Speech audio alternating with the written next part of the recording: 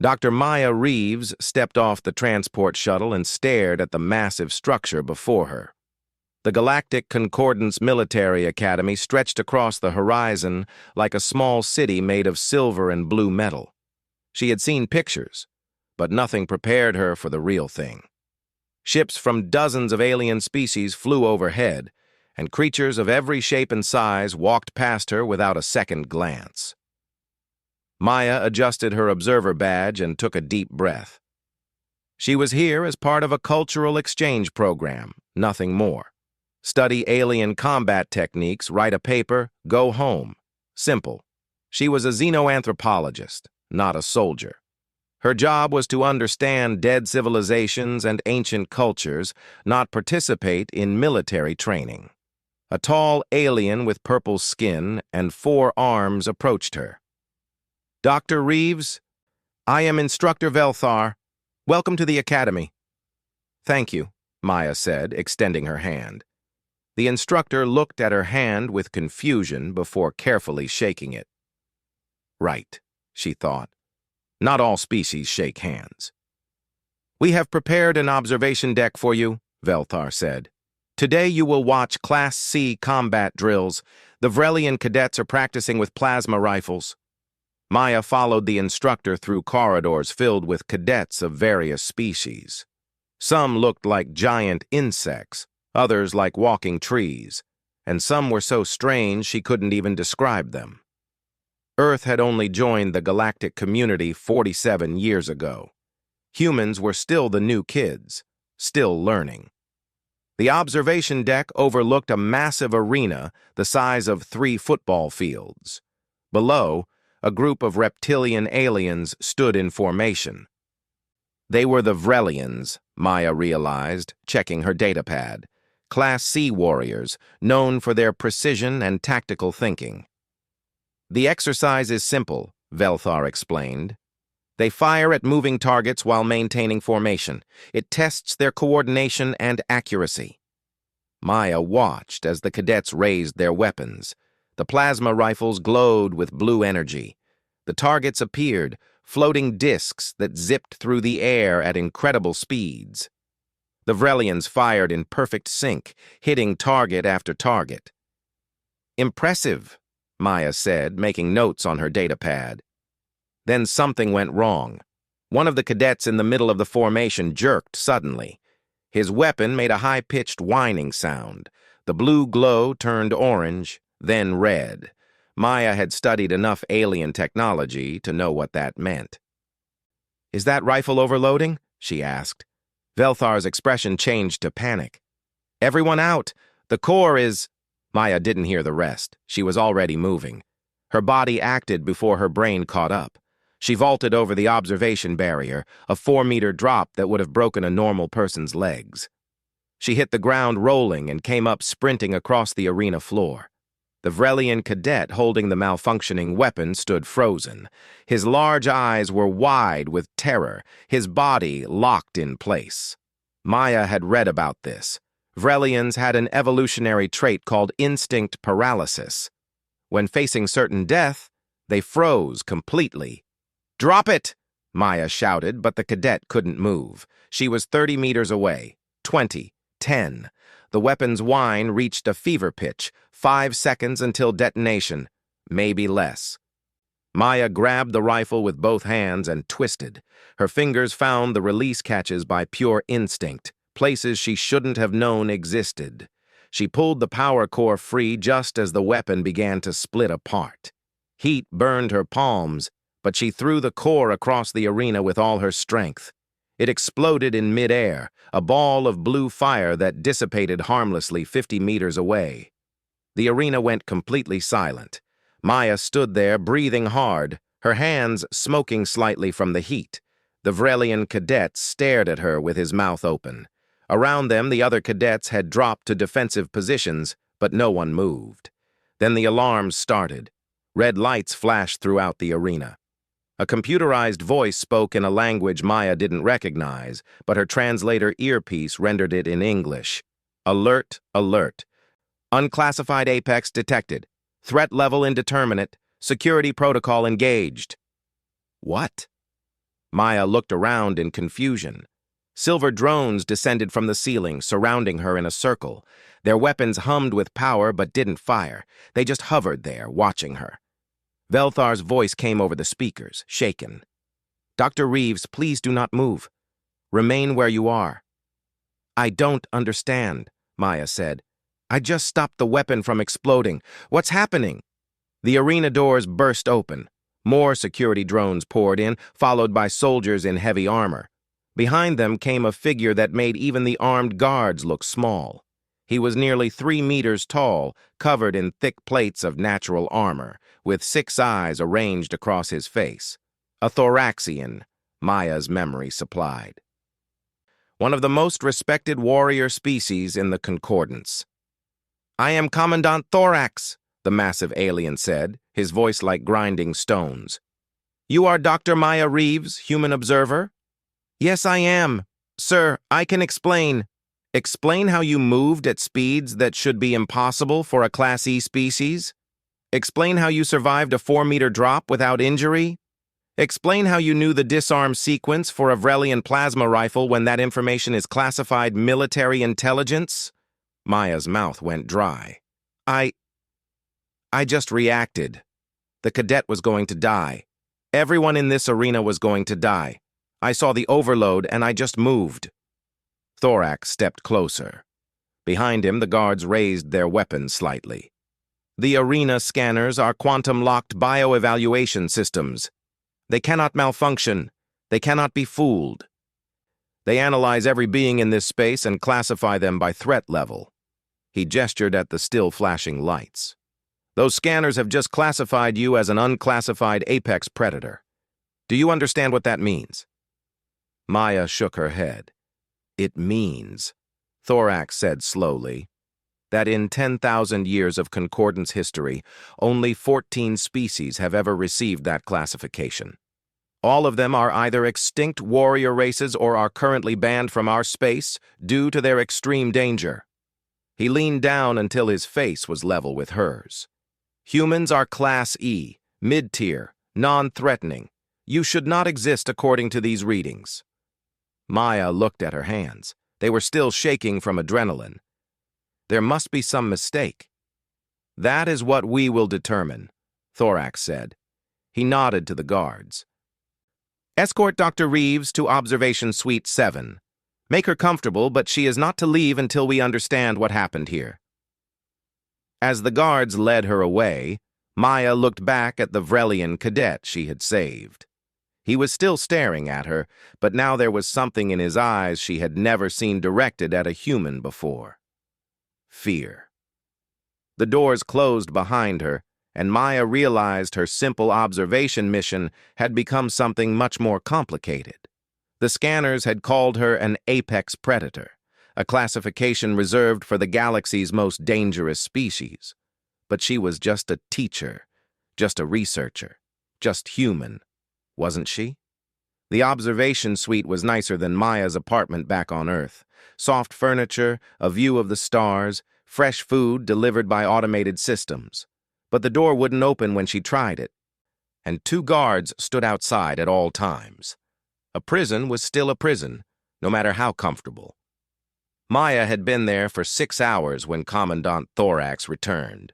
With him came 3 other officials, their faces serious. "Dr. Reeves," Thorax began, "the Concordance Council has demanded an investigation. Your classification as an apex predator has caused concern." "It's a mistake," Maya said for the 10th time. "I'm a college professor. I teach graduate students about ancient civilizations. The most dangerous thing I do is grade papers." One of the officials, a floating jellyfish-like creature, spoke in a voice like chimes. "The scanners do not make mistakes. They use quantum-locked bioevaluation technology. It is impossible to fool them." "Then they're broken," Maya insisted. "Humans are Class E. We're average. We're not dangerous." "That is what we intend to prove," Thorax said. "You will undergo the gauntlet evaluation. It is the same test every cadet takes when they enter the academy. It will measure your true capabilities against your species baseline." Maya felt her stomach drop. And if I refuse? Then you confirm our fears that humans are a potential threat. Earth will be quarantined. All humans in concordant space will be recalled. Your species will be isolated until we determine the truth. Maya closed her eyes. She thought of all the humans living throughout the galaxy.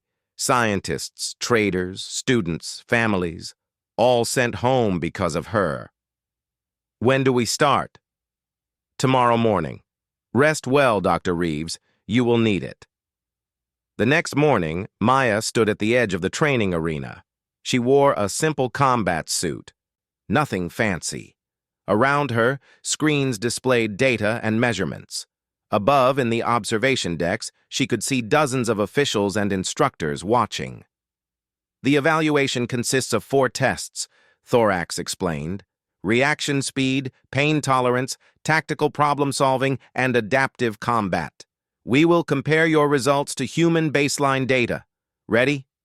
Maya nodded, not trusting her voice. Begin. The first test started immediately. Glowing balls appeared in the air around her, moving at high speed. Her job was to touch as many as possible in 60 seconds.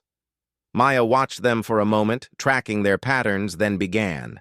Her hands moved fast, faster than she thought possible. She touched one target, then another, spinning and jumping to reach them. Her body seemed to know where the next target would appear before it did. Some moved so fast they were just blurs, but she caught them anyway. When the timer stopped, Maya was breathing hard, but felt good. How did I do? Thorax looked at his data pad, his expression unreadable. You touched 47 targets. The human average is 19. The targets were calibrated for Class B species, not Class E. You should not have been able to track them at all. Maya's confidence vanished. Oh. Next test, Thorax said. The second test was worse. Maya stood in the center of the arena as energy fields activated around her. This is a pain compliance field, Thorax explained. It stimulates your nervous system. Most species can endure level 3. Class C species can reach level 5. We will increase the level until you signal surrender. The field activated at level 1. It felt like mild static electricity. Uncomfortable but bearable. Level 2 felt like a sunburn all over her body. Level 3 was like being stung by dozens of wasps at once. Maya gritted her teeth and stayed standing. Level 4. Now it felt like fire under her skin. Her muscles screamed, but she thought about all those humans who would be sent home if she failed. She stayed standing. Level 5. Her vision went white with pain. Every nerve in her body felt like it was burning. But something in her refused to quit. She had run marathons. She had given birth to her nephew in an emergency on a camping trip. Pain was just a signal. It couldn't actually hurt her unless she let it. Level 6, Thorax said quietly. Maya heard gasps from the observation deck. That is the setting for Crothian warriors, someone said. They have distributed nervous systems. A human cannot... Maya stayed standing. Her legs shook. Tears ran down her face, but she didn't fall. She didn't surrender. Enough, Thorax said, and the field shut off. Maya collapsed to her knees, gasping. Medical drones immediately surrounded her, checking her vital signs. How? Thorax asked. That level of pain should have rendered you unconscious. Childbirth is worse, Maya managed to say. Ask any human mother. The third test was a tactical puzzle. A holographic scenario appeared around her showing a battlefield with enemy positions, friendly units, and various obstacles. She had to devise a winning strategy. Maya studied the scenario for 30 seconds, then began moving holographic units. She split her forces, used the terrain to hide her movements, created a false attack on one side while the real assault came from another angle. She had the enemy surrounded in 4 minutes. The average Vrelian cadet takes 18 minutes, Thorax said. Military commanders average 7 minutes. You have never had tactical training? I play strategy games, Maya said. And I studied military history. Ancient Earth armies used similar terrain. Final test, Thorax said. His voice had lost its confidence. Adaptive combat against training drones. 3 drones appeared, humanoid robots designed to simulate different fighting styles. They would attack, and Maya had to defend herself. No weapons, just her body and the environment. The drones attacked. Maya's body moved on pure instinct. She dodged the first strike, rolled under the second, and came up running. She grabbed a loose piece of equipment from the arena floor and threw it at one drone, then jumped on another's back, using her weight to tip it over. But the strange part wasn't that she was winning. The strange part was that she was enjoying it. Her heart pounded. Her senses felt sharp. Everything moved in slow motion. She could see the drones telegraphing their attacks before they moved. She used the environment, the walls, the obstacles. She turned the fight into a game of chase, striking and retreating, wearing them down. She didn't just defend. She hunted. When the test ended, all 3 drones were disabled. Maya stood in the center of the arena, breathing hard, a wild smile on her face. Then she realized what she had done, and the smile vanished. The arena was silent.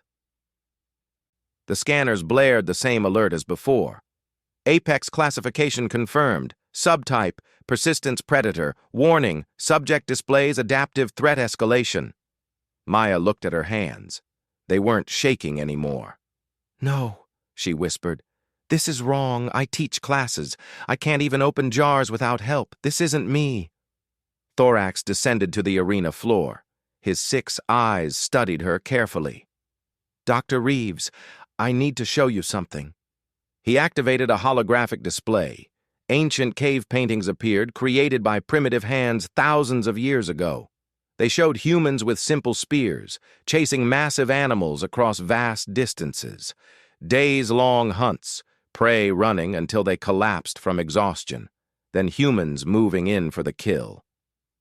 "In 10,000 years of concordance records," Thorax said quietly, "only one species classification has ever made veteran warriors request psychiatric leave after encountering them.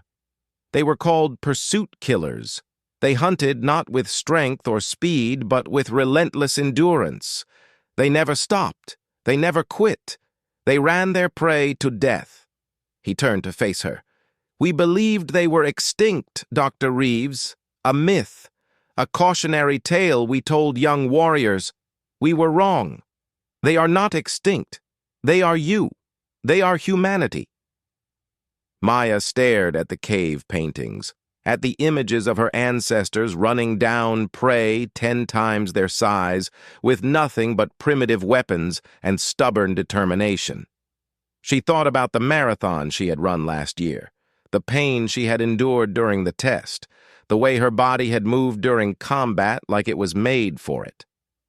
"What does this mean?" she asked. "It means," Thorax said, "that humanity must be reclassified, and the galaxy must decide if they can trust a species of pursuit predators to walk freely among them." Maya was given limited freedom after the evaluation. She could walk the academy grounds, eat in the dining halls, even attend some lectures. But she was never alone. Her constant companion was a young Sylvari named Tesh, assigned as her cultural liaison. The Sylvari were empaths who could sense emotional truth, which meant Maya couldn't lie even if she wanted to. Tesh looked like a slender humanoid made of crystal that shifted colors with her emotions. Right now, she glowed a soft blue, which Maya had learned meant curiosity. "You are afraid," Tesh said as they walked through the academy gardens. It wasn't a question. "Wouldn't you be?" Maya asked. "My whole species might be locked away because of what I did." "You saved a life," Tesh said. "Why is that wrong?" "Because apparently I did it in a way that makes everyone think humans are dangerous." Tesh's colors shifted to green, thoughtful. "The Commandant asked me to help you understand what the scanners detected. Would you like to know?" Maya wasn't sure she did, but she nodded anyway. They entered a laboratory filled with holographic displays. Tesh activated them, showing images of various species alongside their biological data. Most species in the galaxy evolved in one of two ways, Tesh explained. Prey species developed intelligence to avoid predators. Predator species developed intelligence to catch prey better. But humans... She pulled up Earth's evolutionary history. Humans are unique. You were both prey and predator simultaneously. The displays showed early humans hiding from massive predators, then hunting those same predators days later.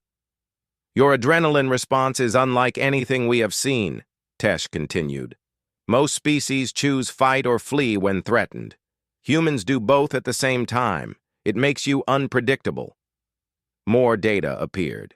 Charts showing human endurance compared to other species. Humans were off the scale. Your ancestors hunted by running prey to exhaustion over days, Tesh said.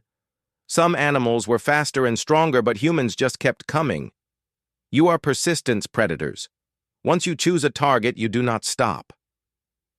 Maya thought about the marathons she had run, the way she had pushed through pain during the evaluation. I never thought of it that way. And your pattern recognition, Tesh added. In high-stress scenarios, humans can predict behavior almost like precognition. You do not just react. You anticipate. Is that why I knew where the drones would attack? Yes. Your brain evolved to track prey over long distances, to predict where an animal would go next. That same ability works in combat. Maya sat down heavily. So the scanners were right. Humans are apex predators. Yes, Tesh said simply. But that is not why I glow red when I think about your species. Red means fear, right? You're afraid of us? No, Tesh said. Red means I am in the presence of something I do not understand.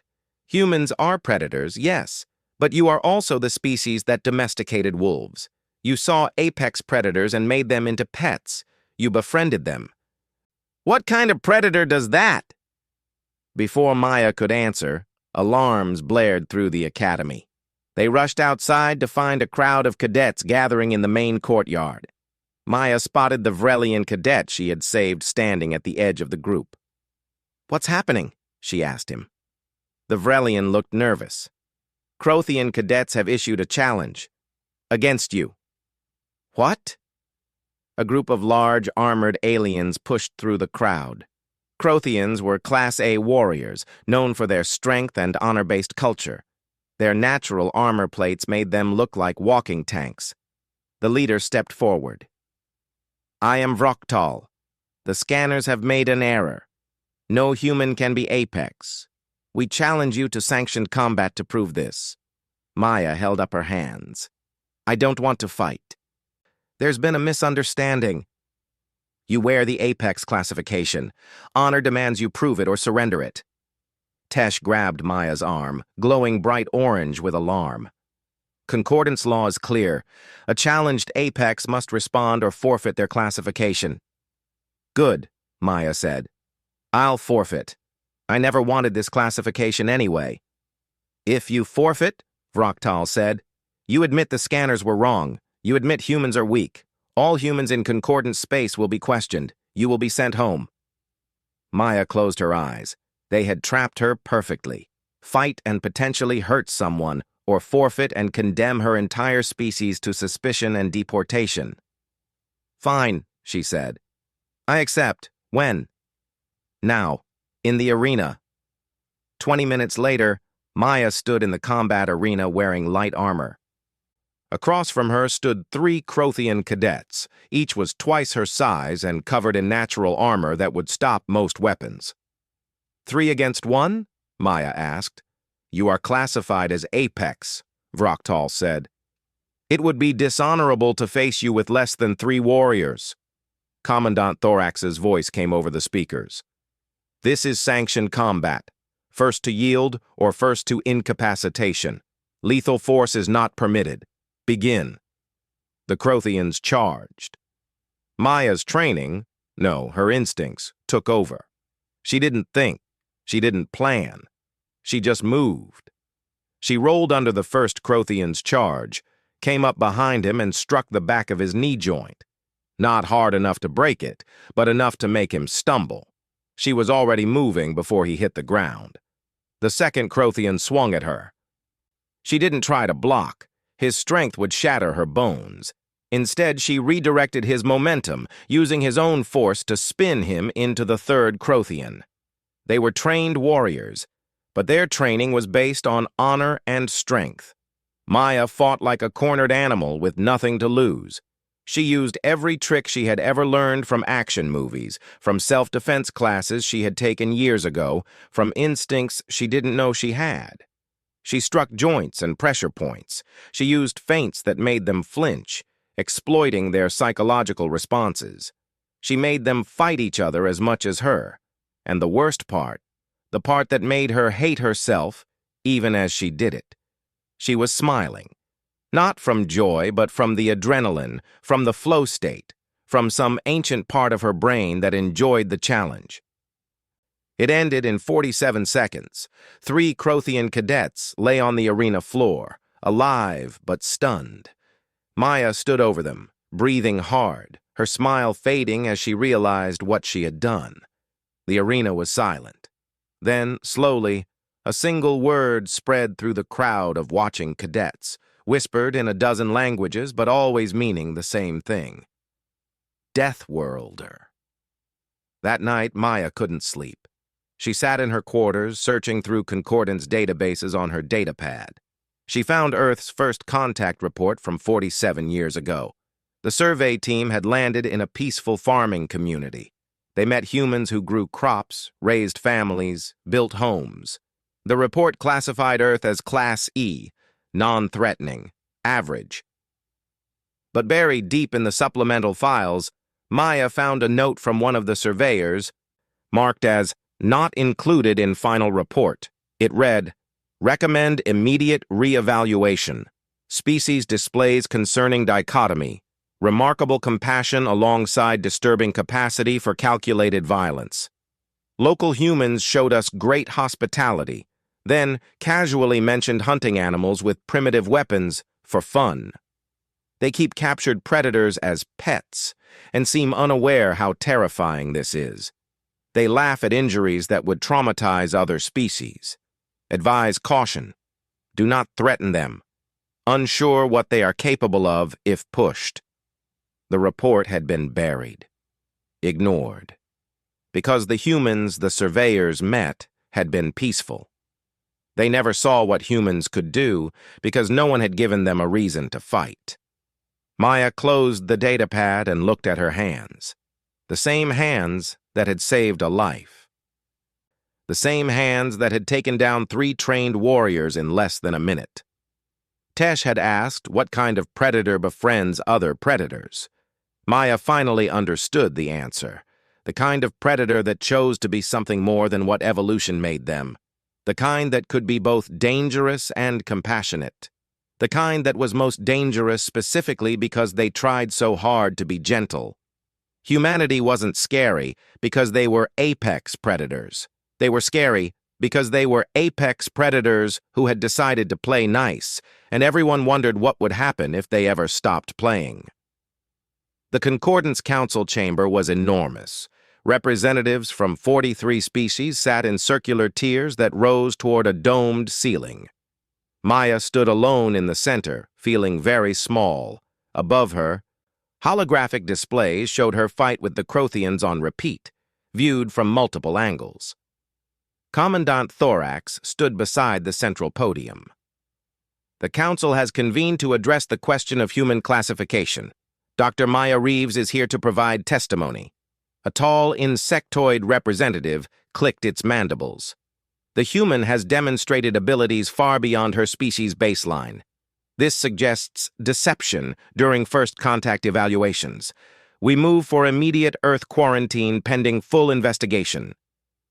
Murmurs of agreement rippled through the chamber. That's not fair, Maya said. Her voice amplified across the chamber. The survey team who evaluated Earth 47 years ago met peaceful humans. We didn't lie to them. They just didn't see us in a situation where we needed to fight. Convenient, another representative hissed, a serpentine creature from the Silix delegation. Your species hides its true nature until accepted into our community. This is precisely the kind of deception apex predators employ. Maya felt anger rising in her chest. We didn't hide anything. You want to know about humans? I'll tell you about humans. Thorax nodded. The council recognizes Dr. Reeves. Maya took a deep breath. Earth is classified as a Class 9 death world. Do you know what that means? It means our planet has tried to kill us in every way possible. We've survived 5 major extinction events: volcanic eruptions, ice ages, meteor impacts, and we didn't just survive, we thrived. She activated her datapad, sending images to the holographic displays. Images of Earth's megafauna appeared around her, massive animals with fangs and claws and armor. Humans evolved alongside predators that would terrify most species here. We were prey for thousands of years. But we learned. We adapted. We started hunting the things that hunted us. More images. Cave paintings of early humans with primitive spears facing down creatures 10 times their size. We couldn't outrun them. We couldn't overpower them, so we outlasted them. We ran them until they couldn't run anymore. We tracked them for days without stopping. We turned our greatest weakness, our lack of natural weapons, into our greatest strength. We made tools. We worked together. We refused to give up. A floating delegate, resembling a jellyfish made of light, spoke in chiming tones. This confirms our fears. Humans are pursuit predators. Relentless, dangerous. Yes, Maya said. We are dangerous. But do you know what else we are? She changed the images. Now they showed humans and wolves side by side, humans and horses, humans and cats and dogs and birds. We're also the species that looked at a wolf, an apex predator that should have been our enemy, and thought, friend. We domesticated them. We brought them into our homes. We loved them. More images appeared. Humans rescuing animals from disasters. Humans creating nature preserves. Humans studying alien species with wonder and respect. We survived by being dangerous enough that nothing could easily kill us, and compassionate enough that we'd rather make allies than enemies. Yes, the scanners were right. We're apex predators, but we chose to be more than that. A reptilian delegate from the Vrelian Council stood. Beautiful words, Dr. Reeves, but words are easy. Your actions tell a different story. You defeated 3 Crothian warriors in under a minute. You did not hesitate. You did not show mercy. You smiled while fighting them. Maya felt shame burn in her chest. I didn't. We have the recordings. You enjoyed combat. That was adrenaline, Maya protested. It's a biological response. It doesn't mean I wanted to hurt them. Yet you did hurt them. I didn't kill them. Maya's voice echoed across the chamber. I could have. Any of you who watched that fight know I had opportunities.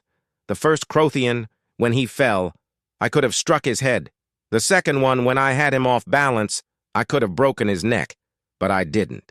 Because humans know the difference between winning and killing, and we choose winning. A philosophical-looking alien with multiple eyes arranged in a spiral pattern spoke softly. An interesting defense, Dr. Reeves. You argue that humans restrain themselves. But this raises a question. If you constantly choose not to kill, does that mean you constantly consider killing? Is that not more frightening than a species that simply lacks the capability? Maya opened her mouth, then closed it. She had no good answer. The Zenthari philosopher continued. If we accept humans into our community without restriction, are we accepting a species that walks among us while consciously deciding, moment by moment, not to harm us? That's not fair, Maya said quietly. Every species makes that choice.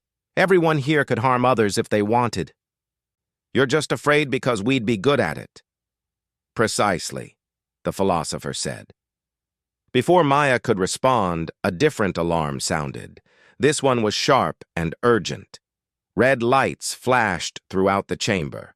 An officer rushed to Thorax's side, whispering urgently. The commandant's expression darkened.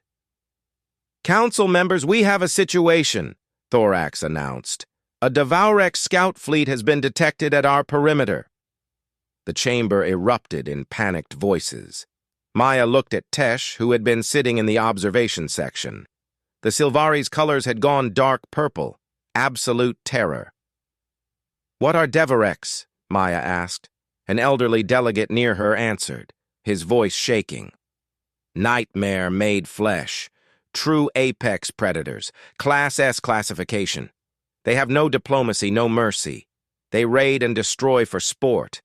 In 300 years, they have never lost a combat challenge." The main view screen activated, showing a fleet of black ships that looked like they were made from organic material rather than metal. A face appeared on the screen, a massive creature with too many eyes and teeth, designed to tear flesh. "Concordance Academy," the Devourx said in a voice like grinding metal. "We have been monitoring your council session. You debate whether your new human apex is real or error. We offer solution. Send your human to face our champion. If she wins, we leave. If she loses, we take station. Prove your new predator is more than scanner mistake." The transmission ended. Silence filled the chamber. Every eye turned to Maya. Thorax descended to the arena floor. "Dr. Reeves, you are not obligated to accept. This is not sanctioned combat. If you refuse, the Concordance military will engage the Devourx fleet." "How many will die if you fight them?" Maya asked. "Estimates suggest thousands. They are extremely dangerous." Maya looked around the chamber at all the different species. Some looked at her with hope, others with suspicion, a few with pity. She thought about all the humans scattered across the galaxy, her students back home, the peaceful farmers the survey team had met all those years ago. "You don't send the pack to die for one member," Maya said quietly. "You send one member to save the pack. That's what humans do." She turned to Thorax. "I accept their challenge." "Dr. Reeves—" "Call me Maya," she interrupted, "and tell your Devourx champion I'll see him in the arena." Thorax studied her for a long moment. "You understand you will likely die?" Maya smiled. But this time it wasn't the predator smile from before. It was sadder, more resigned.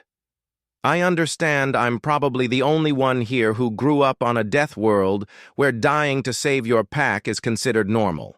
Where running into danger instead of away from it is what we do. Where giving up is worse than dying." She looked up at the council members. "You wanted to know what humans are capable of? You're about to find out." As she walked toward the arena entrance, Tesh rushed to her side, colors swirling with distress. "Maya, the Devourx champion is named Krathex. He has killed 47 Concordant soldiers in single combat. He is undefeated. He is death itself." Maya put a hand on Tesh's shoulder. "Then I guess it's a good thing humans are too stupid to know when we're supposed to lose." Behind them, the council erupted into arguments, but Maya didn't hear them anymore. She was already thinking about the fight ahead, about how to survive the impossible. Because that's what humans did best. They looked at impossible odds and decided to try anyway. The Devourx had sent death to fight her, but they had made one crucial mistake. They didn't know that humans came from a world that had been trying to kill them for millions of years, and Earth had never succeeded. Maya stood in a preparation room beneath the arena. She could hear the crowd gathering above, thousands of beings coming to watch her probable death. The walls shook with their movements. The door opened.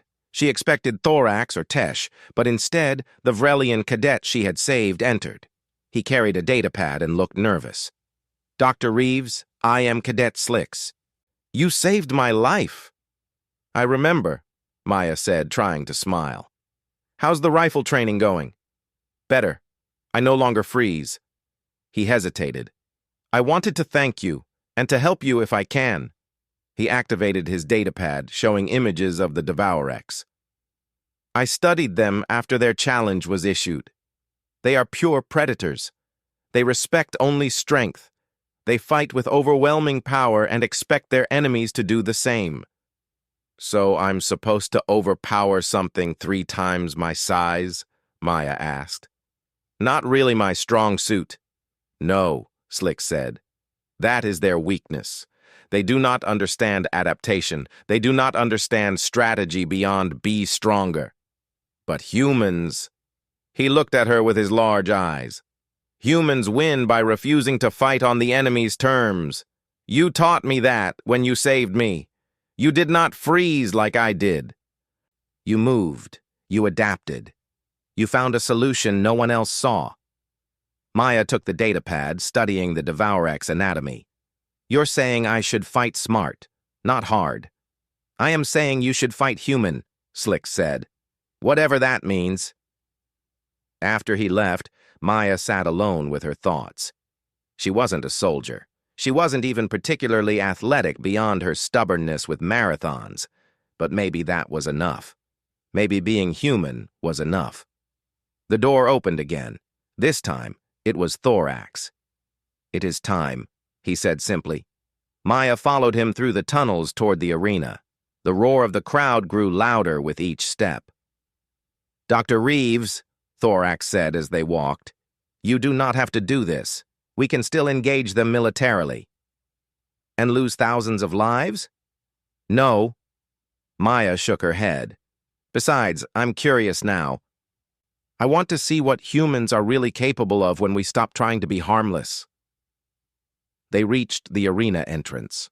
Through the opening, Maya could see the massive space filled with spectators. Every species in the concordance seemed to be watching. One last thing, Thorax said. The Devourx respect courage above all else. If you die today, know that you will die with honor. Humanity will not be judged poorly for your loss. Appreciate the pep talk, Maya said dryly. But I don't plan on dying. I've got a girlfriend who'd be really annoyed if I got myself killed on a business trip. She walked into the arena. The crowd's noise hit her like a physical wave. Thousands of voices in dozens of languages, all watching her. Screens showed her face alongside her species classification. Human, apex predator, death world origin. Across the arena, another door opened. Krathex entered, and Maya's confidence evaporated. He was massive, 3 meters tall and twice as wide as any human, 4 arms, each ending in claws that looked like they could tear through steel. Natural armor covered his body like living metal. His face was a nightmare of teeth and too many eyes. When he moved, the ground shook. "Human!" His voice boomed across the arena. "You are the one the scanners call Apex?" Maya forced herself to speak. "That's what they tell me." Krathex laughed, a sound like rocks grinding together. "You are small, weak. You have no armor, no claws, no fangs. The scanners are broken." "Maybe," Maya said. "Or maybe you don't understand what apex predator really means. Then I will teach you. With your death." Thorax's voice came over the speakers. "Combat begins on my mark. First to yield or first to incapacitation. Victory goes to the last standing. 3, 2, 1, begin." Krathex charged immediately, all 4 arms reaching for her. Maya ran. She sprinted in the opposite direction as fast as her legs could carry her. Behind her, Krathex roared with laughter. "The apex predator runs, coward! Face me!" Maya ignored him. She circled the arena, eyes scanning the environment. Obstacles, energy barriers, weapons racks. The arena was designed for training, which meant it had features she could use. Krathex chased her, but he was built for power, not speed. Maya pulled ahead, her human endurance letting her maintain a pace that would exhaust most species. "Fight me!" Krathex bellowed. Maya ran for 8 minutes. The crowd grew confused. Some booed. Others watched with interest. In the observation deck, Tesh glowed bright yellow.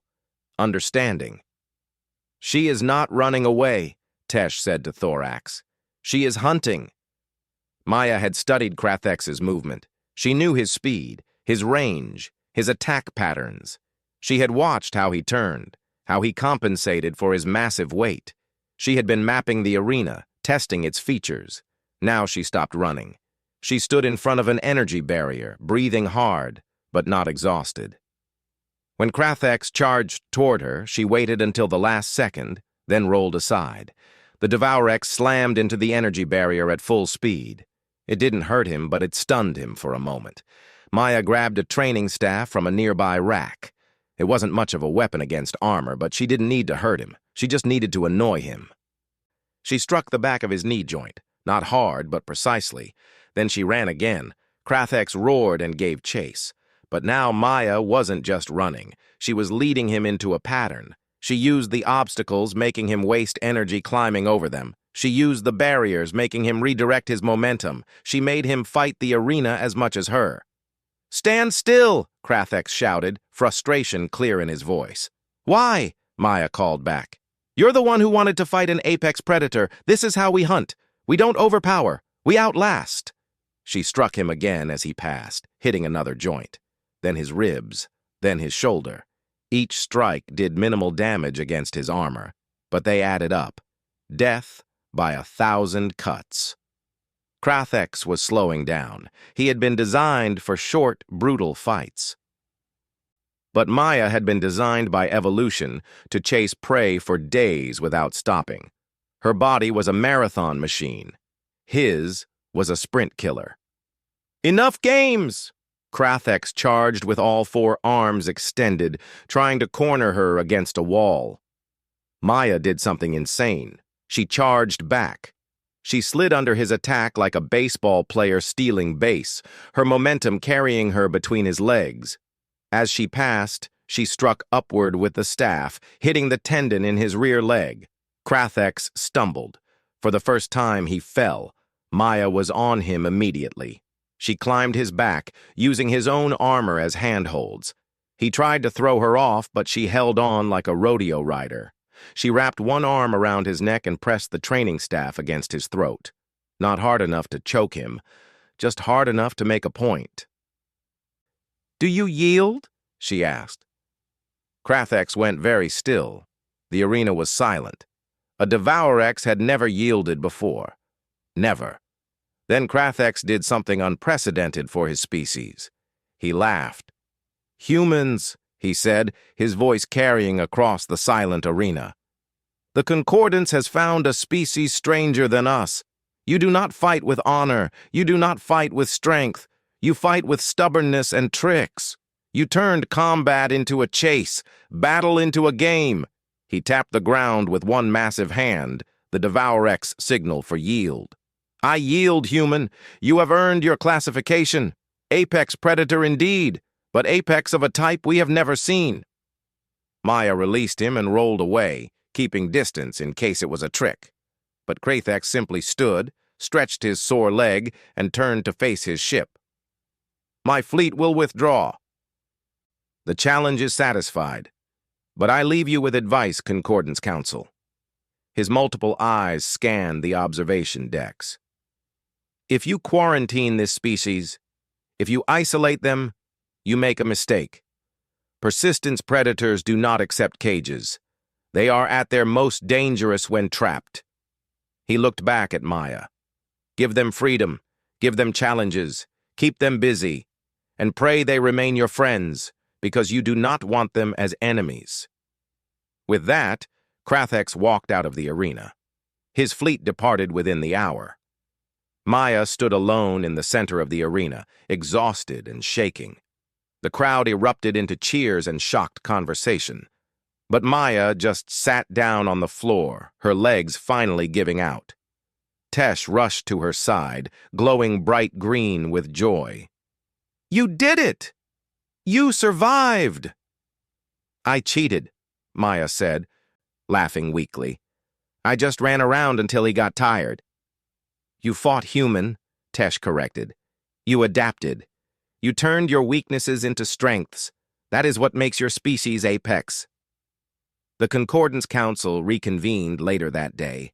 The vote was swift. Humans would be officially reclassified as apex predators, Death World origin, but they would be granted full membership in the Concordance, with no restrictions. The debate had been fierce, but Krathex's words carried weight. A Devourex warrior had recognized human capability and advised acceptance. Maya was released from observation. She was free to complete her cultural exchange program or return home. 3 months passed. Maya returned to teaching at her university on Earth. She tried to resume her normal life, but the Concordance kept calling. The Academy wanted her to consult on unconventional warfare tactics. The Council wanted her to advise on human integration. Other species wanted to understand the people who had turned combat into a persistence hunt. She was grading papers when her datapad chimed with an incoming message. It was from Cadet Slicks. Dr. Reeves, I graduated today. I requested assignment to the Human Embassy on Concordance Prime. I want to learn from the species that saved my life. I want to understand how you turn fear into courage, how you refuse to quit, how you make being weak into being strong. If humans will teach me, I will learn. Thank you for showing me that freezing is not the only response to danger. Sometimes the right response is to move forward anyway. Maya smiled and composed a reply. Then her girlfriend called from the other room. Maya, are you coming? Dinner's getting cold. Just a minute, Maya called back. She looked at her reflection in the dark screen of her datapad. Same person, same face. But now, when she looked at herself, she saw something different. She saw a persistence predator who chose compassion, a product of a death world who chose peace, an apex who chose to protect instead of hunt. She saw a human, and for the first time since the arena scanner had flagged her as an unclassified apex, she was proud of what that meant. The galaxy had learned an important lesson. Humans weren't the strongest species. They weren't the fastest. They weren't the most advanced. But they were the species that looked at impossible odds and said, "Watch this." And sometimes that was the most dangerous thing of all, but also the most hopeful. Because if humans could choose to be gentle despite being dangerous, maybe that meant the capacity for violence didn't define a species. The choices they made with that capacity did. Maya closed her datapad and went to have dinner with her girlfriend. Tomorrow, she would write a paper about human integration into galactic society. She would consult with the Academy about training programs. She would continue being a bridge between humanity and the stars. But tonight, she was just Maya. Just a teacher who liked marathons and ancient civilizations. Just a human who had reminded the galaxy that sometimes the scariest predator is the one who refuses to act like one. Until they have no choice, until someone they love is threatened, until the situation demands they remember what evolution made them.